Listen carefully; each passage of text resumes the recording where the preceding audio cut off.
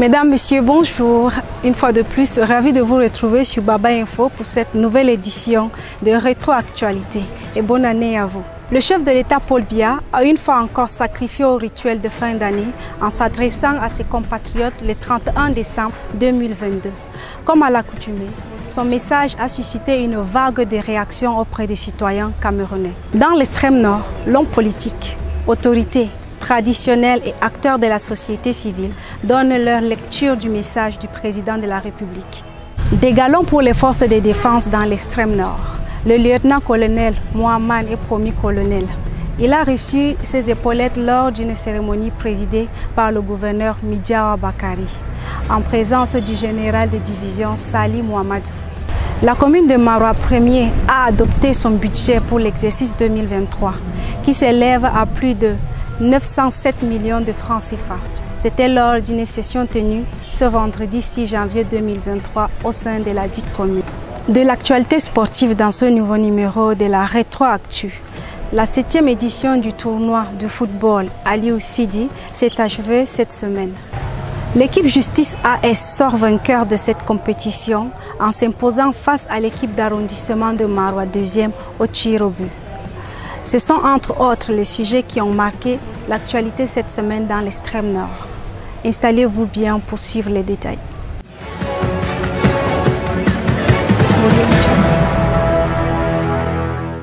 Dans cette édition, nous parlons de l'association Extrême Nord Solidarité. Révisitons tout d'abord l'actualité avec nos reporters.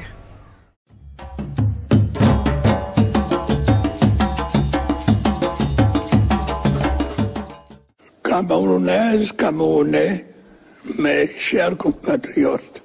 Comme chaque fin d'année, le président de la République, Paul Biya, s'est sacrifié au rituel en délivrant son message à la nation. Ce message plein de leçons a retenu l'attention de plusieurs personnalités. Dans l'extrême nord, le gouverneur Midiawa Bakari donne sa lecture après avoir suivi ce discours avec attention. Nous avons suivi là un discours très riche et très dense. Le chef de l'État a évoqué dans le cadre du plan de la reconstruction de la région de l'extrême nord, la construction des ouvrages, la poursuite de ce qui d'autres et la réhabilitation des premières. Vraiment, c'est des problèmes principaux qui ciblent la région de l'extrême nord. Et je crois que ce discours est la bienvenue pour l'ensemble de la population de la région de l'extrême nord qui attendait que des solutions idoines soient apportées à ces problèmes. Dans ce message, un point était consacré aux nouvelles technologies de l'information et de la communication. Il a appelé les jeunes à s'impliquer de manière active dans la société. Surtout, c'est l'aspect de l'utilisation des réseaux sociaux dans notre quotidien, dans notre société. Il a donc appelé ces jeunes-là à utiliser de manière responsable les réseaux sociaux. Et d'ailleurs, nous, les jeunes leaders de la région de l'extrême nord, et particulièrement le Diamaré, c'est notre combat. Nous luttons jour et nuit pour que nos camarades pères, nos jeunes, utilisent de manière responsable les réseaux sociaux. Fer de lance de la nation, la jeunesse a également trouvé son compte dans le discours du chef de l'État.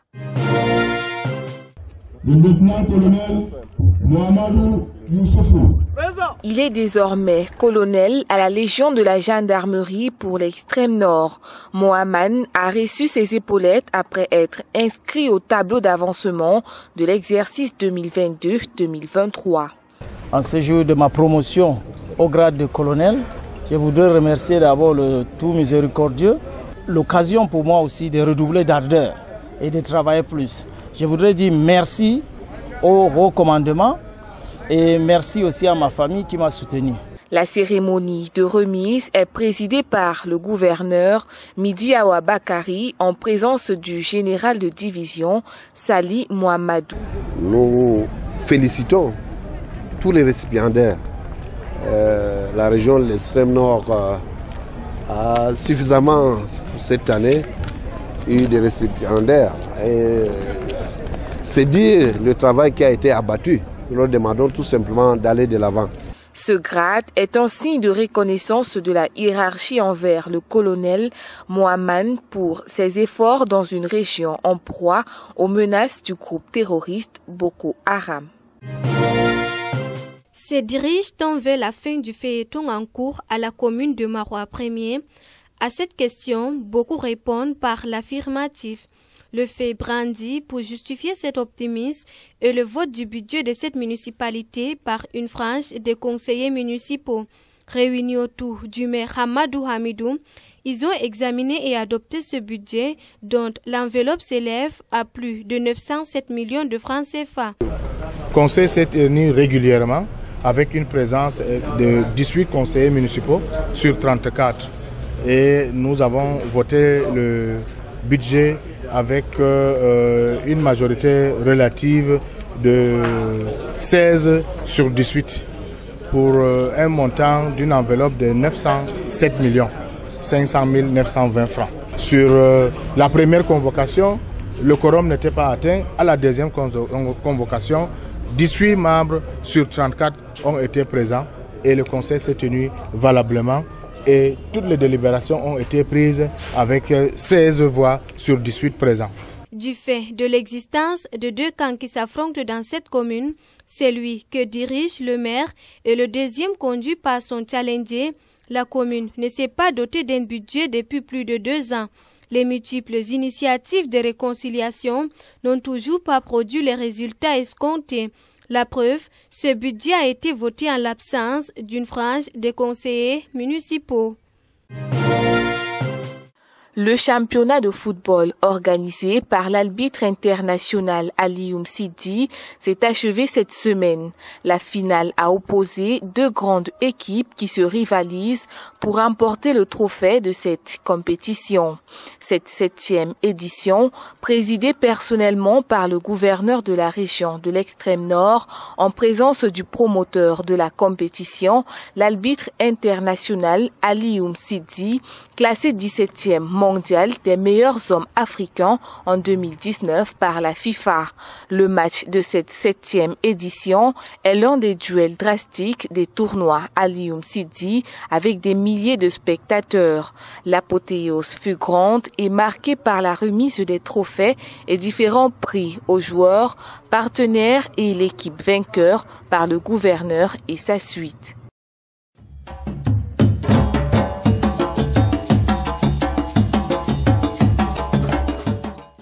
Une fois de plus, bonjour et bienvenue. Dans cette édition, nous parlons d'une association qui fait dans le social et l'humanitaire, Extrême Nord Solidarité. Pour en parler, nous avons le secrétaire général Hamma Hamadou. Bonjour. Merci, bonjour. Quand a été créé ENZO et pour quel but?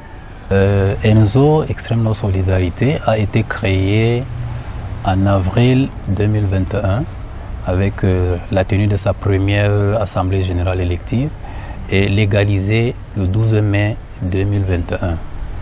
ENZO a été lancé officiellement en juin 2021.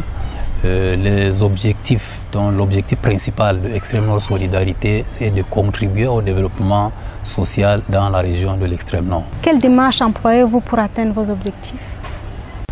Bon, déjà, premièrement, il faut souligner que ENZO est né sur les réseaux sociaux à travers les plateformes Facebook et WhatsApp. C'est de là qu'est partie l'idée de la création de l'association. Et on utilise donc ces plateformes pour faire connaître l'association et mobiliser les fonds.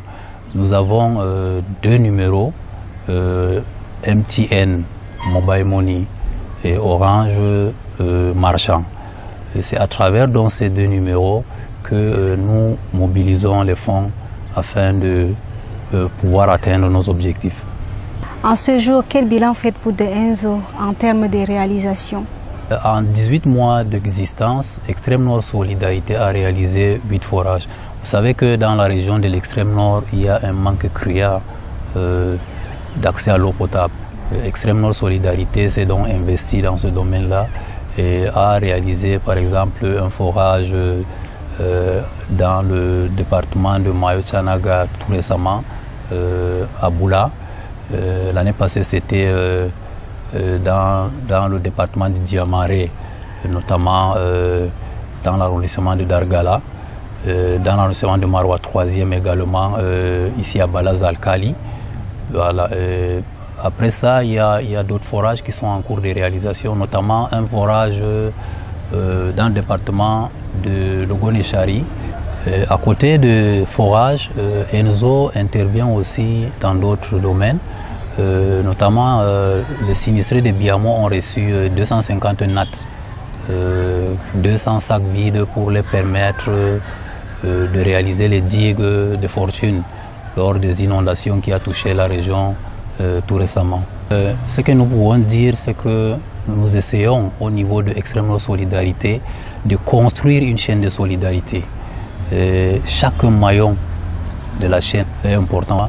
Nous appelons tout le monde à rejoindre cette initiative pour aider ceux qui sont dans le besoin.